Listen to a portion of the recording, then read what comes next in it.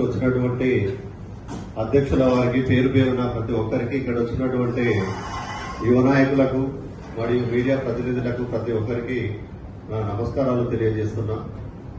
ఈరోజు జాతీయ అంశం ఏంటంటే జనగణనలో కులగణన అనేది దాన్ని ఏ విధంగా మనము నివృత్తి చేసుకోవాలి, దాంట్లో మనము మన రాష్ట్రంలో జరుగుతున్నటువంటి ఈ రాష్ట్ర ప్రభుత్వంలో కులగణన ప్రస్తావన మనం ఏ రకంగా వాళ్లకు మన సమాచారం ఏ విధంగా అందించాలి అనేది ఒకటి ప్రాముఖ్యత ఉంటుంది.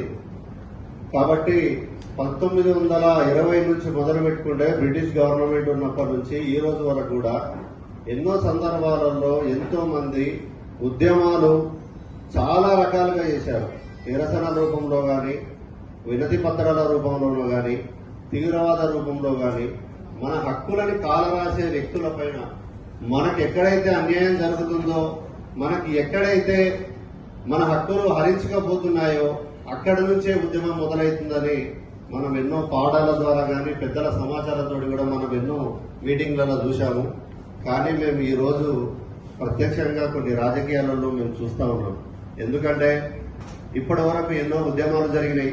స్వతంత్ర ఉద్యమంలో ఎంతో మంది అమరవీరులు అయినారు. దాని తర్వాత నిజాం ప్రభుత్వంలో కూడా ఎంతో జరిగింది.